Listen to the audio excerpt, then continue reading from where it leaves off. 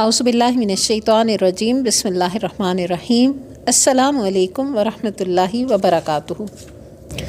تاریخی دعوت محمدیہ میں حضرت عباد بن بشر رضی اللہ عنہ کا نام ایک سنہری باب کی حیثیت رکھتا ہے۔ آج ہم انہی کے بارے میں پڑھیں گے انشاءاللہ۔ اگر آپ اسے عبادت گزاروں میں تلاش کریں تو وہ متقی، پرہیزگار، شب زندہ دار اور رات بھر قرآن مجید کی تلاوت کرنے والوں میں ملیں گے۔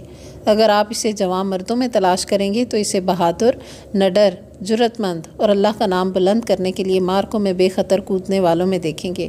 اگر آپ اسے حکمرانوں میں تلاش کریں گے تو اسے طاقتور، امانت دار اور مسلمانوں کے مال کا محافظ پائیں گے۔ بے شمار خوبیوں کی بنا پر المومنین حضرت عائشہ صدیقہ رضی اللہ عنہا نے اس کے اور اس کی قوم کے دیگر 2 اشخاص کے متعلق ارشاد فرمایا کہ انصار میں 3 لوگ ایسے ہیں کہ فضل و شرف میں ان سے بڑھ کر کوئی نہیں۔ وہ تمام ایک ہی قبیلے بنو عبد الاشہل کے ہیں، سعد بن معاذ، اسید بن حضیر اور عباد بن بشر رضی اللہ عنہم اجمعین۔ وادی یثرب کے افق پر جب ہدایت محمدیہ صلی اللہ علیہ وآلہ وسلم کی پہلی کرن چمکی، اس وقت عباد بن بشر ابھرتے ہوئے کڑیل جوان، فرشتہ سیرت، پاکیزہ نگاہ اور پاک دامن نوجوان تھے۔ ان کے چہرے پر پاکیزگی اور پاک دامنی کی رونق اور تر و تازگی تھی، لیکن ان کے کارناموں سے پختہ کار لوگوں کی سنجیدگی کے آثار نمایاں دکھائی دیتے، حالانکہ ابھی اس نے عمر کی 25 بہاریں ہی تو دیکھی تھی۔ جب مکہ معظمہ سے آنے والے نوجوان مبلغ حضرت مصعب بن عمیر رضی اللہ عنہ سے ملاقات ہوئی تو ایمان کی مقناطیسی قوت نے دونوں کے دل جوڑ دیے۔ اچھی عادات اور عمدہ خصائل نے دونوں کے درمیان وحدت پیدا کر دی۔ حضرت مصعب بن عمیر رضی اللہ عنہ کو جب خوش الحانی اور ترتیل کے ساتھ قرآن مجید پڑھتے ہوئے سنا تو کلام الہی کی محبت دل میں گھر کر گئی اور دل اسے اندر جذب کرنے کے لیے کشادہ ہو گیا، اور پھر یہ ہمہ وقت قرآن مجید ہی کے ہو کر رہ گئے۔ دن ہو یا رات، سفر ہو یا حضر، کھڑے ہوں یا بیٹھے، ہر دم قرآنی آیات ہی ان کی زبان پر ہوتی، یہاں تک کہ صحابہ کرام میں امام و پیشوا قرآن کے رفیق و دوست کے نام سے مشہور ہو گئے۔ ایک رات کا واقعہ ہے کہ آپ صلی اللہ علیہ وآلہ وسلم مسجد نبوی سے ملحق حضرت عائشہ کے حجرے میں نماز تہجد ادا کر رہے تھے تو آپ نے حضرت عباد بن بشر کو دلاویز اور دلسوز آواز میں قرآن پڑھتے ہوئے سنا، جیسا جبرائیل علیہ السلام کے ذریعے آپ کے قلب اتھر پر نازل ہوا تھا۔ آپ نے ارشاد فرمایا، عائشہ، مجھے عباد بن بشر کی آواز سنائی دے رہی ہے۔ حضرت عائشہ نے عرض کیا، ہاں اے اللہ کے رسول، یہ اسی کی آواز ہے۔ آپ نے دعا کی کہ الہی اسے بخش دے۔ حضرت عباد بن بشر رضی اللہ عنہ رسول اللہ صلی اللہ علیہ وآلہ وسلم کے ساتھ تمام غزوات میں حاضر ہوئے اور ہر غزوے میں کوئی نہ کوئی کارنامہ سر انجام دیا جو ایک حامل قرآن کے لائق و مناسب ہو سکتا ہے۔ بطور مثال ایک کارنامہ پیش خدمت ہے۔ جب آپ صلی اللہ علیہ وآلہ وسلم مجاہدین اسلام کے ہمراہ ذات الرقاع سے واپس تشریف لا رہے تھے تو رات گزارنے کے لیے ایک پہاڑی کی اوٹ میں پڑاؤ کیا۔ ہوا یہ کہ اس غزوے میں دشمن کے قیدیوں میں ایک عورت بھی قید ہو کر آئی جس کا خاوند وہاں موجود نہ تھا۔ جب اسے صورتحال کا علم ہوا تو اس نے لات و عزیٰ کی قسم کھا کر کہا کہ میں مسلمانوں کے لشکر کا پیچھا کروں گا اور اسے نقصان اور خون بہائے بغیر واپس نہیں لوٹوں گا۔ جب مسلمانوں نے پہاڑ کی اوٹ میں پڑاؤ کیا تو آپ صلی اللہ علیہ وآلہ وسلم نے مجاہدین سے پوچھا کہ آج رات کون پہرا دے گا؟ حضرت عباد بن بشر اور عمار بن یاسر رضی اللہ عنہما نے یکدم کہا کہ ہم، اور بولے، یا رسول اللہ صلی اللہ علیہ وآلہ وسلم، ہم پہرا دیں گے۔ یہ جب مدینہ منورہ ہجرت کر کے آئے تھے تو نبی صلی اللہ علیہ وآلہ وسلم نے ان دونوں کو بھائی قرار دیا تھا۔ جب پہرا دینے کے لیے پہاڑ کے درے میں کھڑے ہوئے تو حضرت عباد بن بشر نے اپنے بھائی عمار بن یاسر رضی اللہ عنہ سے پوچھا، آپ رات کے پہلے حصے میں سونا پسند کریں گے یا آخری حصے میں؟ انہوں نے کہا کہ میں پہلے حصے میں آرام کروں گا اور آخری حصے میں پہرا دوں گا۔ یہ کہہ کر اس کے نزدیک ہی لیٹ گئے۔ رات تاریک، خنک، پرسکون اور اطمینان بخش تھی۔ رات کی تاریکی میں جھل ملاتے ہوئے تارے، لہلہاتے ہوئے درخت اور اپنی جگہ ہمہ ادب و احترام کی تصویر بنے ہوئے پتھر اپنے رب کی تعریف، پاکیزگی اور عظمت کی زبان کے نغمے الاپ رہے تھے۔ اس دلاویز اور دلکش ماحول میں حضرت عباد بن بشر کے دل میں یہ شوق پیدا ہوا کہ عبادت اور تلاوت سے اپنے دل کو شاد باغ کرے۔ اسے قرآن مجید کی تلاوت سے بڑھ کر کوئی اور چیز لطف نہیں دیتی تھی، لیکن جب یہ نماز میں تلاوت کرتے تو مزہ دو چند ہو جاتا۔ پھر یہ قبلہ رخ ہوئے اور نماز شروع کر دی۔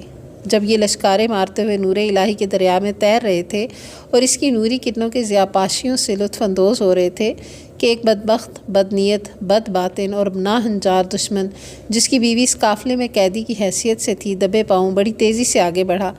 جب دور سے اس نے دیکھا کہ پہاڑی کے درے میں ایک شخص کھڑا پہرا دے رہا ہے، وہ سمجھا کہ یقیناً نبی صلی اللہ علیہ وآلہ وسلم اور ان کے ساتھی اس پہاڑی کی اوٹ میں آرام کر رہے ہیں۔ اس نے جلدی سے کمان پکڑی، ترکش سے تیر نکالا اور نشانہ باندھ کر چلا دیا۔ وہ سیدھا حضرت عباد بن بشر کے جسم میں پیوست ہو گیا۔ انہوں نے ہاتھ سے تیر پکڑا اور اپنے جسم سے کھینچ کر پرے پھینک دیا۔ دشمن نے دوسرا تیر مارا، وہ بھی ان کے جسم میں پیوست ہو گیا۔ انہوں نے اسے بھی نکال کر پرے پھینک دیا۔ اس نے تیسرا تیر مارا، وہ بھی سیدھا ان کے جسم میں پیوست ہوا اور یہ پہلے دونوں تیروں کی نسبت زیادہ گہرا لگا، لیکن انہوں نے یہ بھی کھینچ کر پرے پھینک دیا۔ اب کیا تھا کہ جسم سے خون کے فوارے پھوٹ نکلے۔ دھیرے دھیرے کھسک کر اپنے سوئے ہوئے بھائی حضرت عمار بن یاسر کے قریب ہوئے، سلام پھیرا اور اسے جگا دیا۔ کہنے لگے، بھائی اٹھو، زخموں کے گھاؤ نے تو میرے بدن کا خون نچوڑ لیا ہے، میری آنکھوں کے آگے اندھیرا چھا رہا ہے، کمزوری اور نقاہت سے دل ڈوب رہا ہے۔ جب تیر مارنے والے دشمن نے دیکھا کہ درے میں ایک کے بجائے دو ہیں تو وہ خوف سے بھاگ نکلا۔ حضرت عمار بن یاسر نے دیکھا کہ ان کے ساتھی حضرت عباد بن بشر کے جسم میں 3 جگہ سے خون تیزی سے بہہ رہا ہے تو وہ گھبرا گئے، فرمانے لگے کہ بڑے تعجب کی بات ہے، پہلا تیر لگنے پر ہی مجھے کیوں نہیں جگایا؟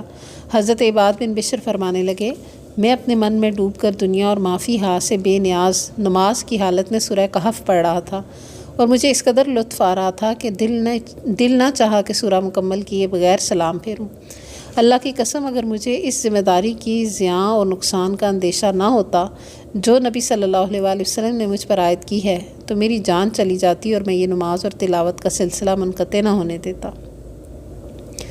جب حضرت صدیق اکبر رضی اللہ عنہ کے دور خلافت میں مرتدین کے خلاف مارکہ آرائی ہولناک صورت اختیار کر گئی تو انہوں نے مسیلمہ کذاب کے فتنے کو ختم کرنے اور بپھرے ہوئے مرتدین کو پسپا کرنے کے لیے ایک لشکر جرار تیار کیا، جس میں حضرت عباد بن بشر بڑے نمایاں صف اول کے بہادروں میں دکھائی دیتے تھے۔ لشکر اسلام اور مسیلمہ کذاب کی فوج جب آپس میں ٹکرائی، گھمسان کا رن پڑا، دشمن فوج کی پسپائی کے کوئی آثار دکھائی نہ دیتے تھے۔ لشکر اسلام کا کوئی قابل ذکر کامیابی حاصل نہیں ہو رہی تھی۔ اس نازک ترین صورتحال میں حضرت عباد نے دیکھا کہ انصار مہاجرین پر اور مہاجرین انصار پر تکیہ لگائے ایک دوسرے کو ناکامی کا سبب قرار دے رہے ہیں، تو یہ غیظ و غضب میں تل ملا اٹھے، لیکن اپنے آپ پر ضبط کرتے ہوئے انہوں نے اس ہولناک مرکے میں لشکر اسلام کی کامیابی کے اسباب و ذرائع پر سوچا۔ بڑے غور و فکر کے بعد اس نتیجے پر پہنچے کہ اب کامیابی کی صرف ایک ہی صورت ہے کہ مہاجرین اور انصار الگ الگ منصوبہ بندی کریں، پھر ایک ساتھ دشمن کی فوج پر حملہ آور ہوں تاکہ پتہ چل سکے کہ کمزوری کہاں سے ہے اور جم کر مقابلہ کون کرتا ہے۔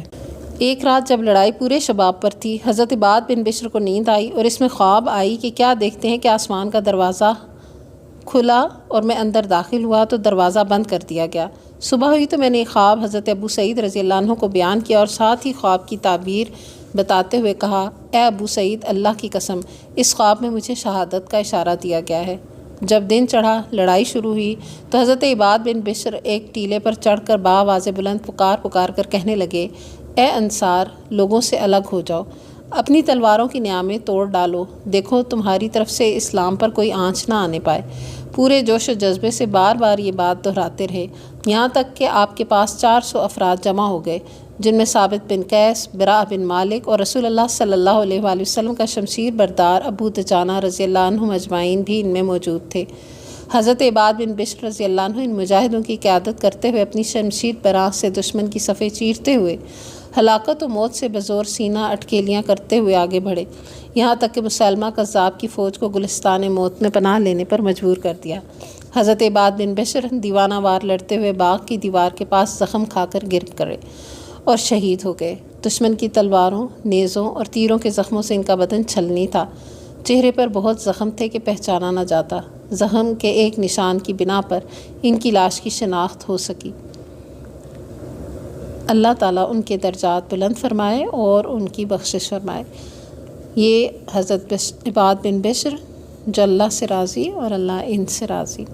وآخر دعوانا ان الحمد للہ رب العالمین۔ سبحانک اللہم و بحمدک، نشہد ان لا الہ الا انت، نستغفرک و نتوب الیک۔ والسلام علیکم ورحمۃ اللہ وبرکاتہ۔